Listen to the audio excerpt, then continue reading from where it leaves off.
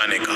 आपको सावधान और सतर्क रखने के लिए हम लेकर आए हैं नई ऑडियो सीरीज अपराध, द इंडियन क्राइम पॉडकास्ट। इस ऑडियो सीरीज में हम क्राइम और उसकी ट्रेजेडीज के बारे में बारीकी से चर्चा करेंगे। साथ ही आपको रोज नई रियल मर्डर मिस्ट्री से रूबरू करवाएंगे। ऐसी कहानियां जिनके बारे में आपको पता होना जरूरी है, क्योंकि हम साथ मिलकर इस देश से क्राइम और क्रिमिनल्स को कम कर सकते हैं। Together we can make a difference. तारीख थी 3 जुलाई साल 1995। रात के करीब 1 बज रहे थे। कीबोर्ड के खटखट की आवाज और राजधानी दिल्ली के नामचीन मीडिया घरानों में फोन की घंटी बजती है। एक कांग्रेस नेता के रेस्टोरेंट के तंदूर में इंसानी बॉडी को जलाने की कोशिश की गई। इतना सुनते ही मीडिया के क्राइम रिपोर्टर्स की गाड़ी कवरेज के लिए तैयार होने लगती है। लेकिन उस समय तक किसी को अंदाजा नहीं था कि ये केस कितना बड़ा बनने वाला है। ये वही केस था जिसमें तब के क्राइम रिपोर्टर्स कसमें खाया करते थे। इसी केस की बाईलाइन ने न जाने कितने रिपोर्टर्स को स्टार रिपोर्टर बना दिया। ऐसा इसलिए हुआ था क्योंकि मर्डर करने के बाद बॉडी को ठिकाने लगाने का ये अपने आप में एक अनोखा मामला था, जिसे दुनिया की तारीख में तंदूर कांड के नाम से याद किया जाता है। 1995 में दिल्ली यूथ कांग्रेस का प्रेसिडेंट सुशील शर्मा, उसकी पत्नी नैना साहनी और मतलूब करीम, इन 3 किरदारों के नाम आप याद रखिएगा, क्योंकि पूरी कहानी के सूत्रधार यही तीनों हैं। दिल्ली, जिसे अब दिल्ली नाम से बुलाया जाने लगा है, वहां आज के समय में जहां होटल शंग्रीला है, वहां साल 1995 में अशोका यात्री निवास हुआ करता था। उसी के अंदर ही टेंडर पर एक बगिया नाम का ढाबा चला करता था, जिसे तब के दिल्ली यूथ कांग्रेस का प्रेसिडेंट सुशील शर्मा चलाया करता था। सुशील शर्मा और नैना साहनी की प्रेम कहानी दिल्ली यूथ कांग्रेस के दिनों की ही थी। दरअसल बात ऐसी थी कि सुशील, नैना और मतलूब करीम जाकिर हुसैन कॉलेज के दिनों से ही the national students union of India Congress party के स्टूडेंट ब्रांच का हिस्सा बन गए थे और बाद में इन्होंने यूथ कांग्रेस को ज्वाइन किया, जहां सुशील धीरे धीरे प्रेसिडेंट बना और नैना और मतलूब भी कार्यकर्ता के तौर पर काम करते रहे। नैना और मतलूब की दोस्ती कॉलेज के दिनों से ही काफी गहरी थी। कहा तो यहाँ तक जाता है कि मतलूब को नैना से प्रेम था, जिसे वो दोस्ती की परत में छुपा कर रखा हुआ था। लेकिन कॉलेज में इलेक्शन के दौरान नैना और सुशील के बीच नजदीकियां कुछ ज्यादा ही बढ़ गई और दोनों को एक दूसरे से प्यार हो गए और बाद में दोनों ने शादी भी कर ली और नैना के प्रति मतलूब करीम का प्यार दिल के किसी कोने में दबा सा रह गया। शादी के बाद का समय सुशील और नैना का काफी अच्छा बीत रहा था। सुशील भी अपने पॉलिटिक्स के करियर को आगे बढ़ाना चाहता था, लेकिन वहीं दूसरी ओर नैना और मतलूब के बीच की दोस्ती भी बढ़ती जा रही थी। मतलूब के कहने पर नैना भी यूथ कांग्रेस में एक्टिव पार्टिसिपेशन दिखाना चाहती थी। हालांकि नैना और मतलूब करीम की दोस्ती के बारे में सुशील शर्मा को भी अच्छे से पता था, लेकिन शादी के बाद मतलूब का नैना की जिंदगी में दखल देना सुशील को रास नहीं आ रहा था।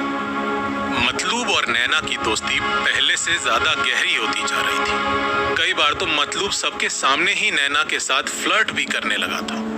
मतलूब और नैना की दोस्ती सुशील के मन में शक के बीज को गहरा करने के लिए काफी थी। कुछ समय और गुजरता है और सुशील को ये दिखने लगता है कि नैना और मतलूब काफी समय साथ में गुजारने लगे। वो दोनों साथ में पार्टी भी करते थे और शराब भी पीते थे। ये सब देखकर सुशील को शक हो चुका था कि उसकी पत्नी नैना साहनी का अपने दोस्त मतलूब करीम के साथ अवैध संबंध है। अब तारीख आती है 2 जुलाई 1995। रात के 8:30 बजे के करीब सुशील घर का दरवाजा खोलकर अंदर आता है और अंदर आते ही उसकी नजर अपनी पत्नी नैना पर पड़ती है। तब नैना किसी से फोन पर हंस कर बातें कर रही थी, लेकिन सुशील की आहट सुनते ही नैना ने फोन काट दिया। सुशील के पूछने पर कि नैना तुम किससे बात कर रही थी, नैना झूठ बोल देती है कि किसी से नहीं, रॉन्ग नंबर था। ये बोलकर नैना किचन की तरफ चली जाती है, लेकिन नैना के हाव भाव से सुशील को शक हो गया था। अपने शक को पुख्ता करने के लिए सुशील लैंडलाइन फोन पर रीडायल बटन दबा देता है और सुशील का शक सही निकलता है। उस रॉन्ग नंबर का पता नैना सानी का करीबी दोस्त मतलूब करीम का घर था। अब सुशील के दिमाग में ये बात बैठ गई थी कि उसकी पत्नी का अफेयर मतलूब करीम से चल रहा है और उसकी गैरहाजिरी में नैना और मतलूब फोन में घंटों बात करते हैं। इसके बाद सुशील सीधा नैना के पास जाता है और उस पर इल्जाम लगाता है कि तुम मुझसे झूठ बोलती हो। तुम और मतलूब केवल दोस्त नहीं बल्कि तुम दोनों के अवैध संबंध हैं। इसके बाद दोनों की बहस बढ़ती जाती है और नैना भी अपने बचाव में कई बातें सुशील को कहती है। सुशील शर्मा का गुस्सा बढ़ता है और वो अपनी लाइसेंस वाली पिस्तौल सीधा नैना सानी के ऊपर तान देता है। और फिर 2 जुलाई 1995 की रात करीब 9 बजे सरकारी क्वार्टर 8/2A से 3 गोली चलने की आवाज आती है। ये गोली सुशील ने अपनी पत्नी नैना के ऊपर चलाई थी। पहली गोली कमरे की छत पर लगी, दूसरी नैना की गर्दन पर और तीसरी नैना सानी के सर पर लगी, जिससे मौकाए वारदात पर ही उसकी मौत हो जाती है। जिस खूबसूरत प्रेम कहानी की शुरुआत कॉलेज के दिनों में हुई थी, उसका अंत 3 गोलियों से हो चुका था। हालांकि नैना की मौत के कुछ समय बाद जब सुशील को एहसास होता है कि उसने गुस्से में अपनी ही पत्नी का मर्डर कर दिया, तो उसे पछतावा होता है, लेकिन अब वो कुछ कर नहीं सकता था। फिर वो दिमाग को शांत करने की कोशिश करता है और एक पॉलिथीन बैग का इंतजाम करता है। कुछ घंटे बाद फ्लैट का दरवाजा खुलता है और सुशील बड़ी ही जल्दी से पॉलिथीन को खींचता हुआ फ्लैट से बाहर निकलता है। पार्किंग में खड़ी अपनी कार की डिक्की खोलता है और उसमें पॉलिथीन को डालकर कार को लेकर निकल जाता है। सुशील तेज रफ्तार से कार को लेकर इनकम टैक्स ऑफिस के पुल के पास आता है। शायद उसे किसी खास मौके की तलाश थी, लेकिन उसे भीड़ भाड़ होने की वजह से वो मौका मिल नहीं पा रहा था। दरअसल सुशील कार की डिक्की में रखी नैना की लाश को यमुना नदी में फेंकना चाहता था, लेकिन पुल के कई चक्कर लगाने के बाद भी उसे सही मौका नहीं मिल पाया। तभी अचानक से उसके दिमाग में एक और आइडिया है। वो अपनी कार का रुख कन्नॉट प्लेस की तरफ मोड़ देता है। तेज रफ्तार कार हवा से बातें करते हुए अशोका यात्री निवास के अंदर बगिया रेस्टोरेंट के पास जाकर रुकती है। रेस्टोरेंट में उस वक्त भी लोग बैठकर डिनर कर रहे थे। कार से यूथ कांग्रेस प्रेसिडेंट सुशील निकलता है और अपने रेस्टोरेंट मैनेजर केशव को अपने पास बुलाता है। केशव ही वो शख्स था जिसे सुशील का विश्वास पात्र भी कहा जाता था। सुशील केशव से कहता है कि तुरंत इस रेस्टोरेंट को आज के लिए बंद कर दो, सभी से कह दो खाना खत्म हो गया है। केशव को हैरानी होती है, लेकिन वो मालिक के सामने कुछ बोल नहीं पाता है। उसने बस इतना बोला कि जो लोग अभी खा रहे हैं उनको खाने देते हैं।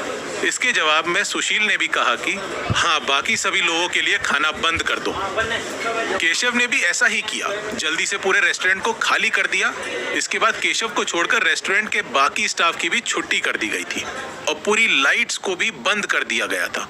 केवल एक चीज जल रहा था और वो था रोटी और बोटी को सेकने वाला तंदूर। सुशील ने केशव को पूरी बात बताई। घटना को सुनकर केशव के भी हाथ पांव फूल गए थे, लेकिन पुराना राजदार होने की वजह से उसने सुशील का साथ देने के लिए हामी भर दी। इसके बाद सुशील और केशव मिलकर गाड़ी से नैना साहनी की लाश निकालते हैं और उसे तंदूर में डालने की कोशिश करते हैं। हालांकि लाश बड़ी होने की वजह से तंदूर में ठीक से जा नहीं रही थी, लेकिन इन दोनों ने किसी तरह मोड़कर नैना साहनी की लाश को